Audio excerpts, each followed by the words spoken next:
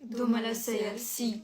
duma la sëyal si yoroo xaalis. Je suis désolée, je ne demande pas nga riche mais au moins nga mën maa yor comme ni ko l'islam bëggee.